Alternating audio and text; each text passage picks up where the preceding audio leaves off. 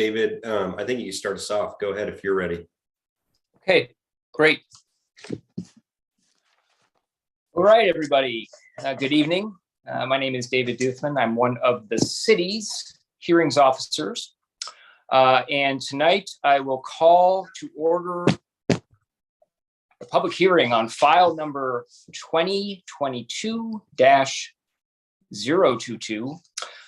This is a conditional use permit application. It initially had a minor modification associated with it, but that is happening separately and will be addressed internally by the city. Tonight, the conditional use permit relates to the applicant seeking to construct a new local road. Tonight, the hearing will be conducted as follows. Staff will present the staff report. If I have any questions of staff, I will ask them at that time. We'll move on to public testimony, and we will have some time limits with that as well.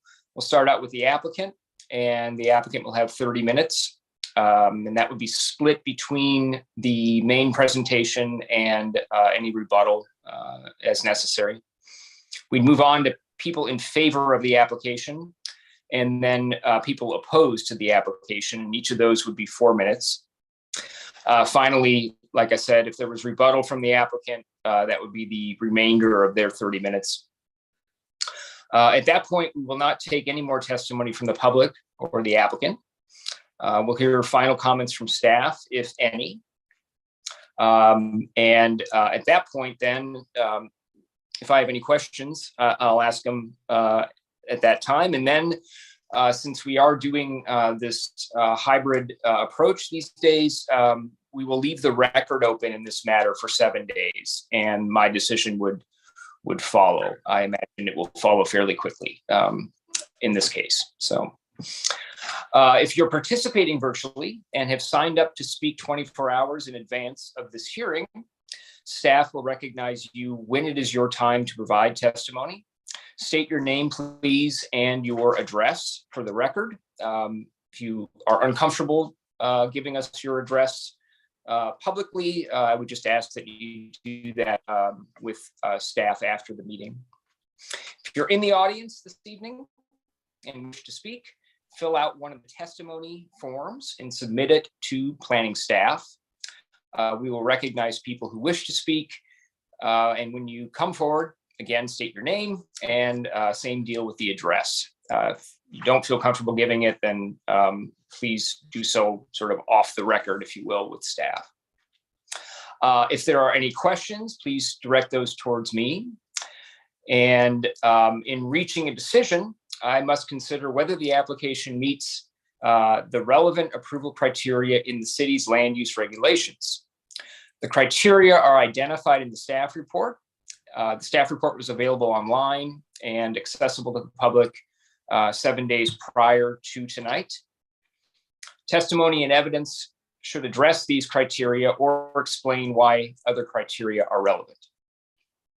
Note that a failure to raise an issue with enough detail to enable me to respond to the issue will prevent an appeal on that issue, and that would include an appeal to the Land Use Board of Appeals, or LUBA. Also, the applicant's failure to raise constitutional or other issues regarding proposed conditions of approval with sufficient specificity to allow me to respond to the issue will preclude an action for damages in circuit court. I've had no ex parte contacts regarding this application. I also have no bias one way or the other, and I don't have any conflicts of interest. That said, is there anybody that wishes to challenge my ability to conduct the hearing tonight? And seeing none and hearing none, we'll go ahead, and I would ask staff to present the staff report, please. Thank you, Hearings Officer Duthman. Let me share my screen here 1 sec. Well, Erica, can you maybe help me out on the sharing abilities here? Yes, just give me 1 second here. Thanks, sorry. Nope, sorry. All right, you should be able to Okay. now. Thank you. IT, Erica, the IT support. Thank you. Okay.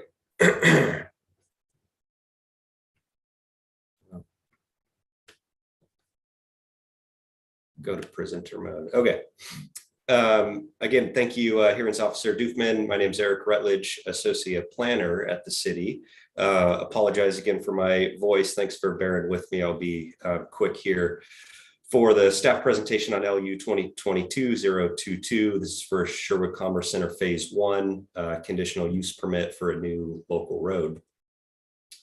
Applicant is VLMK Engineering and Design. The proposal again is for new local roads around the development site.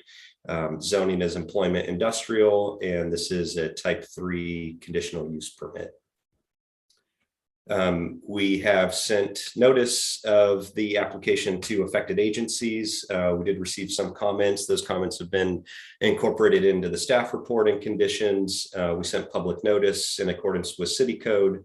To date, up to this point, no public testimony received either in writing or in person or over the phone for tonight. Again, no public comments. The applicable criteria are shown on this slide for reference. I highlighted the two main ones that really come into play with what's proposed, but there are some other relevant code standards that get wrapped in as well with the change. Here's the site location. The properties in red are those that are subject to the land use application, and where new right-of-way is being dedicated. So tax lot 600 is the main one here, but the new local road would also continue to the south and terminate here at I can't get my pointer here, laser pointer, come to the south and hit this corner here. So these 3 properties are also included as part of the application for the right-of-way dedication. The existing conditions, this is somewhat recent. This is tax lot 600, where Sherwood Commerce Center Phase 1 was approved. They did receive a grading permit in sort of the follow-up to that land use approval. So you can see the site has been graded. This area here is going to be the Sherwood Commerce Center Phase 2. We haven't received an application on that yet, but we understand it's coming. This property to the west is what's known as the Oregon Street Business Park. Shorthand is the Poly property.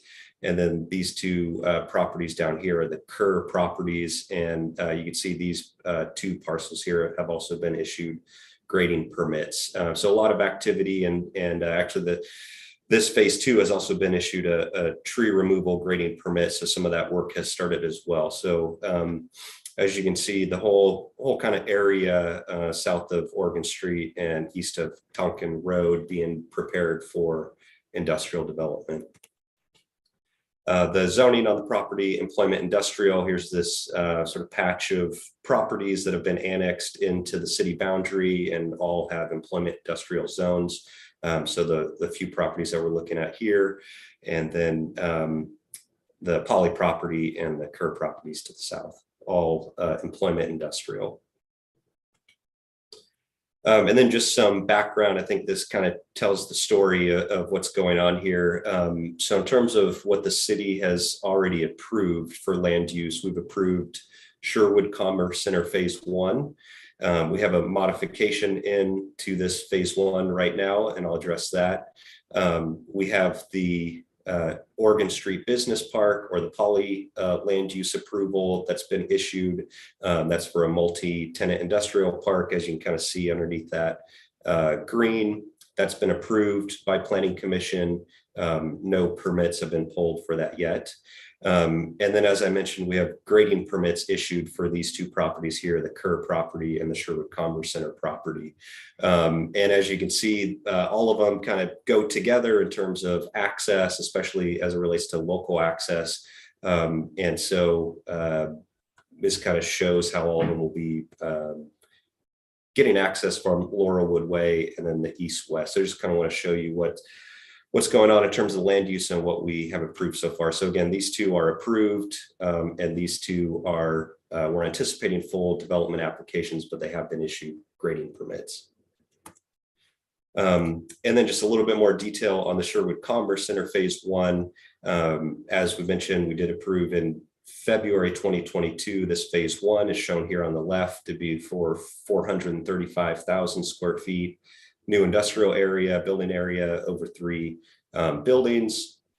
And then we are reviewing a minor modification, LU 2022-026, right now, and that captures all of the on-site changes that will result from this new or revised transportation system. So you see a little bit of it going on here is really the main change, where before this would be a drive aisle, private drive aisle. And now this is a new road that allowed some changes to the design here. This building got dropped down just a little bit, and that's where the extra 10,000 square feet comes from. But everything else is going to stay the same, except for, of course, the access down here. So the other change is that in this Phase 1, again, private drive with drive aisles here. In this on-site modification, then the actual access from the public street would be from here and here. No changes in this area as part of the minor mod or the CUP. And then I reoriented this a little bit. So north is actually going this way. So I apologize, but it's best way to get it on here. Sherwood Commerce Center Phase 1 located here, and this slide kind of shows exactly what's proposed as part of this CUP application. So what we approved as part of the Oregon Street Business Park, the Poly property, and the right-of-way, is shown here in yellow. So the applicant was required to dedicate the right-of-way and then actually construct as well. We haven't received the right-of-way dedication yet. They haven't constructed yet. What the change has been is that all of these owners came to an agreement for constructing the roadway and cost sharing, paying for it. And so that cooperative agreement is included in this application, helps clarify things. So really, I think kind of all parties are involved in constructing, the roadway per that cooperative agreement. But this really clarifies per the land use process where things are at. So again, we have the requirement to dedicate and construct as part of the Poly approval. As part of the Sherwood Commerce Center Phase 1, this blue portion of right-of-way was dedicated. Their property line is here, so that's why it's being split between the two. And then as part of this conditional use permit, we have this east-west road to the south of Phase 1, and then all of this right-of-way here on the Phase 2 and the Kerr properties to the south. So what is shown in purple is really what's being approved as part of the CUP that hasn't been previously reviewed and approved as part of the land use decision. So that's kind of the main slide there. In terms of criteria, any local road that's not in the city's TSP requires a conditional use permit. That's our development code, chapter 16.82. Full findings in the staff report, just highlighted a few here that we made sure to take a look at.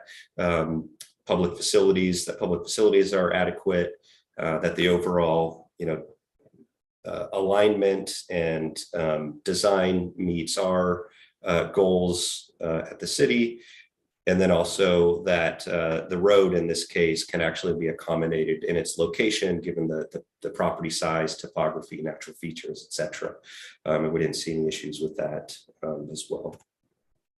And then just a little bit of background on the long range planning side.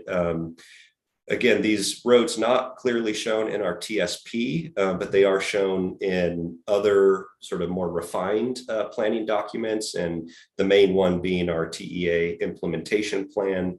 That was a follow-up plan to our concept plan. So we adopted a concept plan and then an implementation plan. This is from the TEA implementation plan that very clearly shows a local road in this location. And originally, we weren't sure exactly where this would go, but it showed a cul-de-sac here. The key to this road in the planning documents is that it serves both of these two properties, the Kerr and the Kerr properties, like we've been mentioning, and also the phase 2 as well. Now we have a better idea of how all this is actually going to play out. And so we do, through this alignment and street network that the applicant is proposing, we do kind of hit, all of those requirements of the planning documents, which is that these two properties have access. The Kerr properties have access under this alignment, and Sherwood Commerce Center Phase 2 will also have access from this east-west local road. So not exactly what's shown in the implementation plan, but it serves the same purpose. And I think the other benefit of this alignment that's proposed is that this local road will connect up to this road, which is known as Ice Age Drive, and provide sort of another, it will provide a local connection to Ice Age Drive instead of having to have people come out to Oregon Street, up Oregon Street, and then to Ice Age Drive from here. So they can go straight to it within an internal roadway. One standard that wasn't met, and I think the biggest condition, I guess, non-standard condition, the Poly driveway was already approved as part of their site plan approval earlier this year. Their driveway comes out here, shown in yellow. The east-west road that's proposed is here. This spacing didn't meet our intersection spacing standards, and so there is a condition of approval, B3, to require these two to either line up or to be separated further to actually meet the standard. And so that can be accomplished either by this driveway being relocated or this road being realigned, or both. And then a few clarifications to the staff report. We wanted to clarify, and it's not really criteria of this application, but we just wanted to clarify for the record that there was a variance that was approved because the applicant did not have two permanent driveways under their original approval. And the variance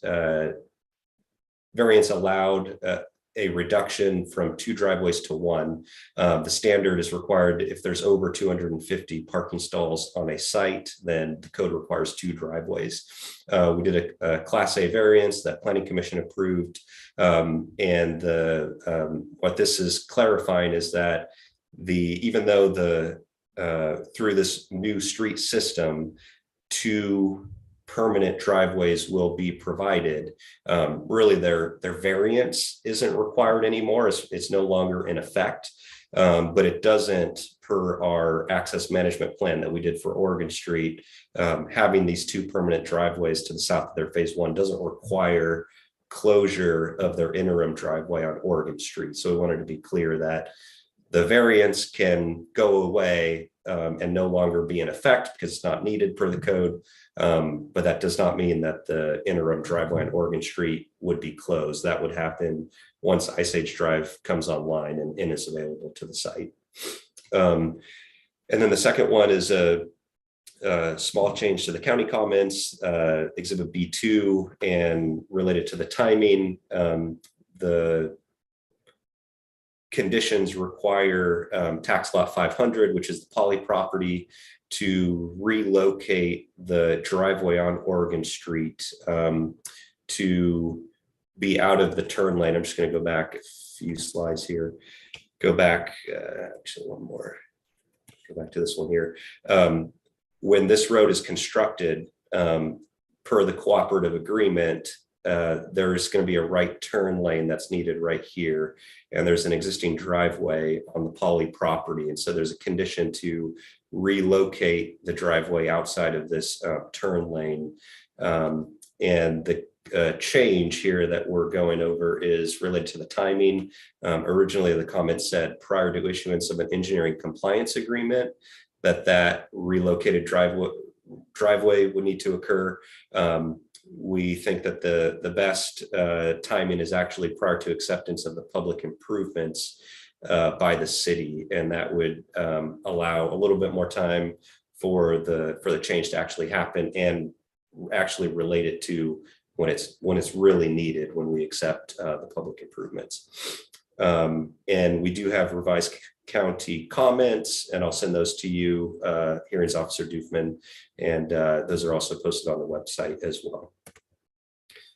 And staff recommendation is for approval, subject to the findings and conditions in the staff report as revised in this presentation. And in terms of the timeline, we are here at December 12th. 7-day open record period would put us at December 19th. What I'd recommend is getting to that point and having everyone check in to see if we have any testimony in. If we don't have any testimony in, then we can, close the record at that point and actually have the hearings officer issue a decision. If we do have testimony, we can look at the 7-day rebuttal period and give the applicant their final argument. And still issue get a hearings officer decision by January 9th. So that would allow a 3-week open record period if it's needed, but I doubt we'll get that. And I think we can close it after the 7-day open record period if we don't get any testimony. And that's the staff presentation.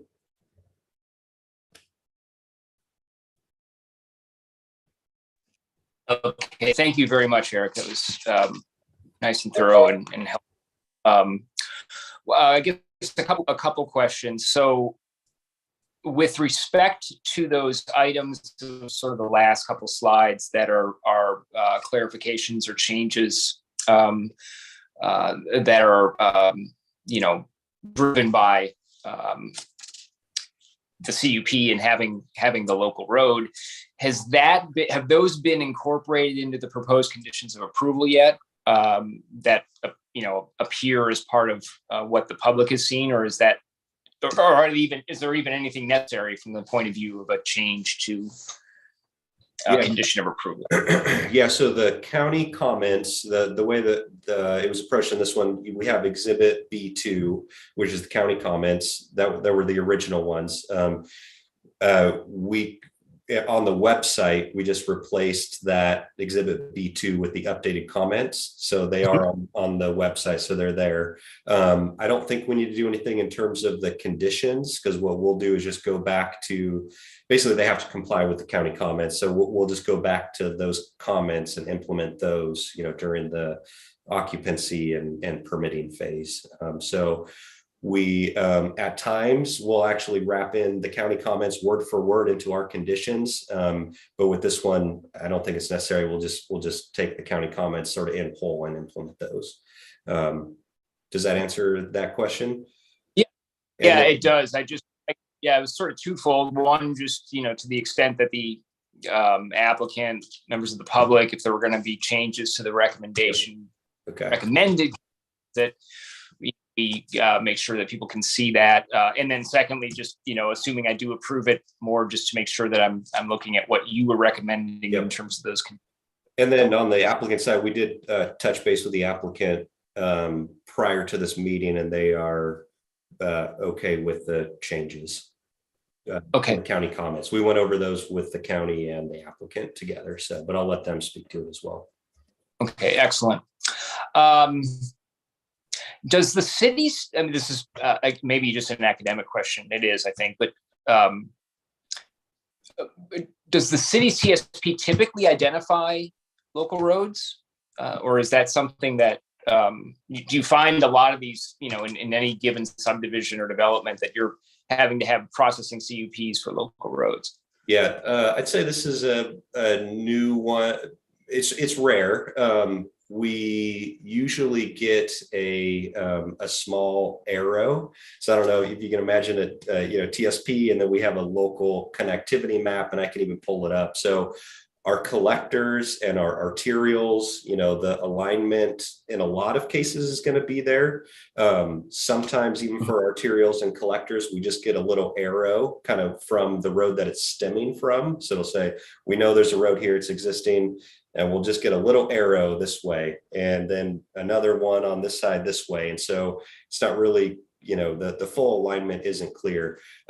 In this case, for the Tonkin employment area, we have no little arrows is how I say it. So we're really going off of the The implementation plan has a lot more detail, as I went over, and then the concept plan has more detail.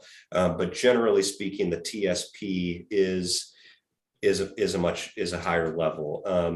Yeah, In the that's case, exactly. in the case, You're looking yeah, at we're being careful in this case. There's other owners, nearby who, we wanted to do notice and make sure they didn't have any comment on any of this. Most of the time, and in most cases, we have these little arrows in the TSP, and that's enough to not go through a conditional use permit. In this case, we have our big collector road that's very clear, and then really nothing else. So we're kind of using the implementation plan as the guiding document, but making sure we go through the right process per the code, because it's not really clear in the TSP what's actually going on with the local roads.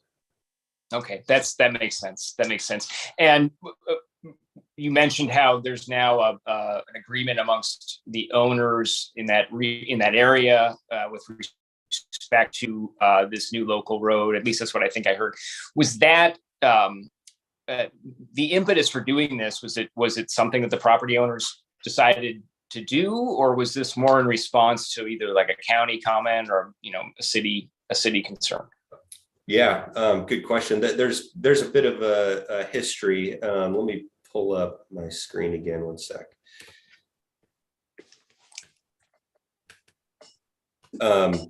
It's that. Sure.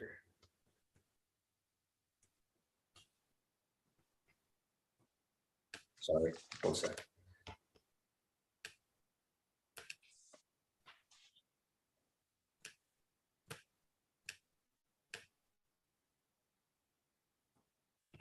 Okay.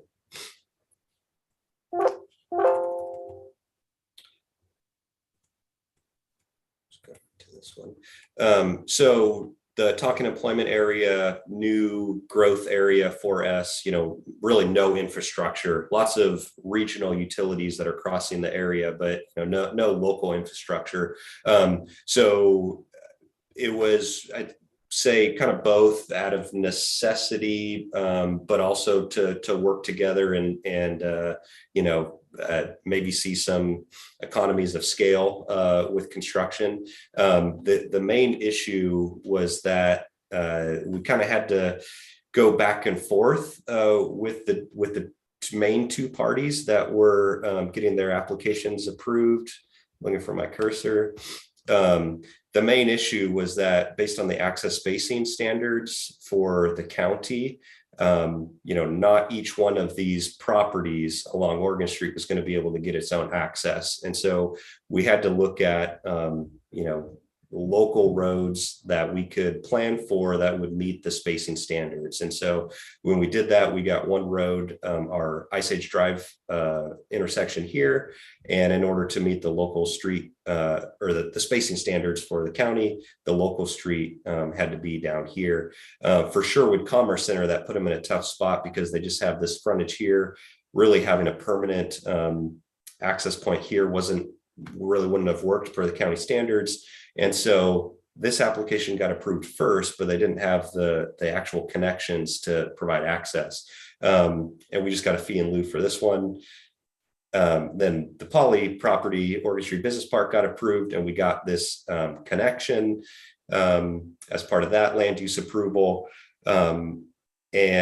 Actually, by the time they had come in for their project, the Poly, for their approval, the cooperative agreement was in place. So we approved Poly with that cooperative agreement in place. And I think that really kind of allowed all the parties to move forward with the actual construction of the roadway. And then again, the third party here is Curb, who's down here, and that this agreement would also, serve their properties to the south. So I was kind of a long-winded way to answer the question, but it was kind of out of necessity and economies of scale, and just a kind of a complicated land use process with multiple owners. Sure. Yeah, no, that's great. I was thinking somewhat about, and I know it's addressed in the staff report, but just in terms of proportionality issues and who's doing what and who's being required to do what, and that history can sometimes be really helpful in sort of figuring that out. So that's great. That's great. Okay, I think for now anyway that I don't have any further questions. So we will go on then to applicant testimony. Thank you very much. Appreciate your guys' time tonight. My name is Colby Anderson with VLMK Engineering and Design.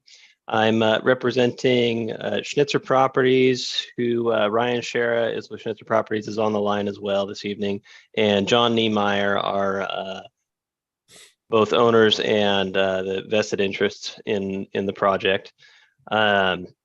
And I've also got Brian Duvall is a civil engineer in my office, and Christine Connolly with Kittleson, who has helped us with the traffic studies associated with the project. Thank you, Eric, for your presentation. That was thorough. I think you did a great job summarizing the context getting us here and where we're at now and what we're looking to achieve through this particular application. I don't know that I have, honestly, a whole lot to add. I did want to double, I guess, verify the revised county comments that you noted that we received. We did, in fact, discuss those with city staff and with the county, and we're in agreement with the revised county comments that are available on the website. So thank you for helping us track those down. I think that they make some critical updates and are very helpful. And as well, the clarifications that you made regarding the variance and the closure of the existing interim access on Oregon Street. So the only other piece of it was the Poli driveway that you did mention, where there's this substandard spacing there. Just wanted to let you guys know that we are in process of solving that. So we're aware of that, and it's in process. At the risk of being too brief, I honestly don't have a whole lot of more technical information to add to this, but I'm happy to answer any questions if there are any, or if anyone on my team wants to supplement the testimony that I've provided so far.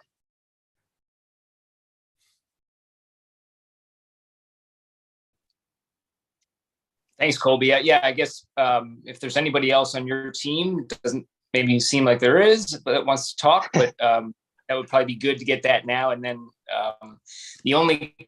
is there anybody on your side that wants to say anything? It doesn't look like. Not that I'm aware of, no. Okay, great. So I guess, yeah, the sort of the way this application evolved, now being basically just the CUP for the road, it's pretty tidy, pretty straightforward, I think.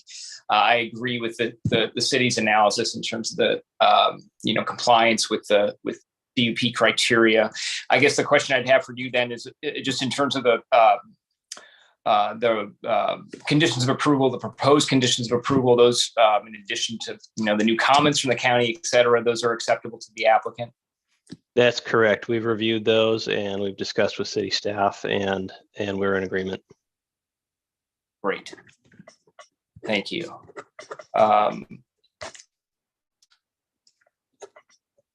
Okay, that's I don't really have much for you, so Okay. I'll be brief as well.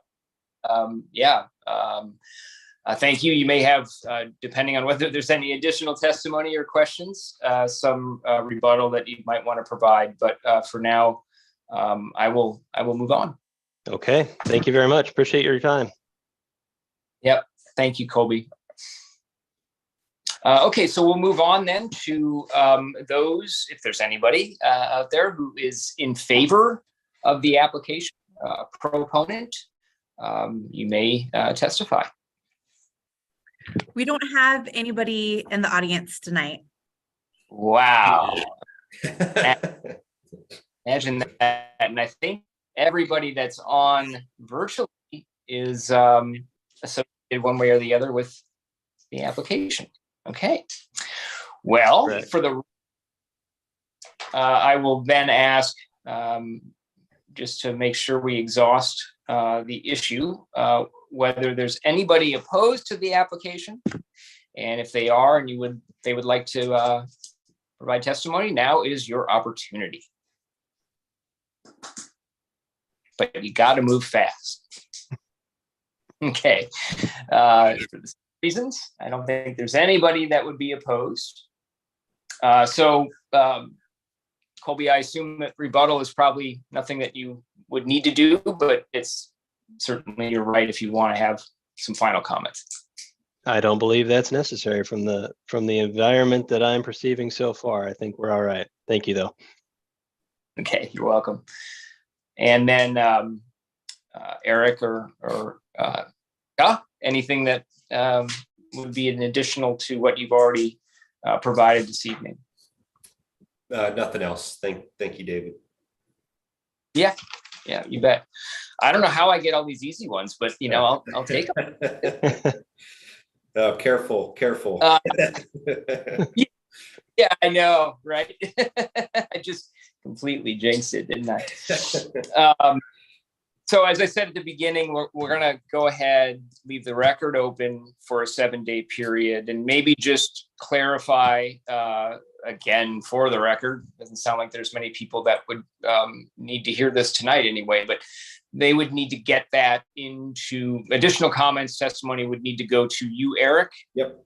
Just Email, phone, drop off at City Hall. Yep. I'm available. Great. All methods. Yep. By the 19th. So 12/19 at 5 by p.m.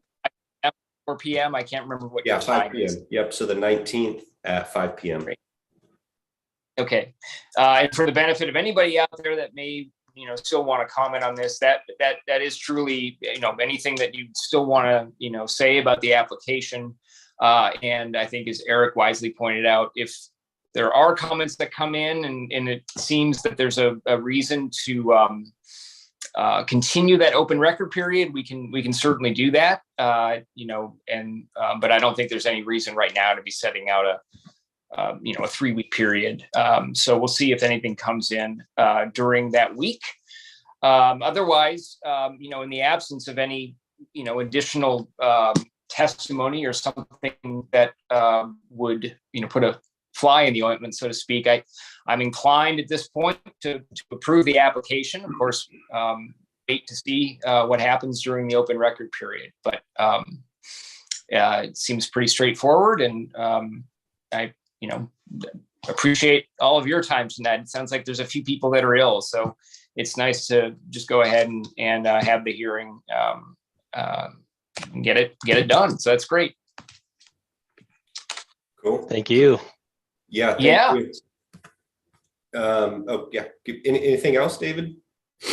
Sorry. Oh, I was just going to say, we'll kind of wrap up. The hearing portion is closed. We'll leave the record open. I would imagine, we could get a decision out, again, assuming there's not some really, strange twist here, that would be probably within the next, 2 weeks max. It seems pretty straightforward. So. Okay. Sounds good. All right. Excellent. Well, that's it for me.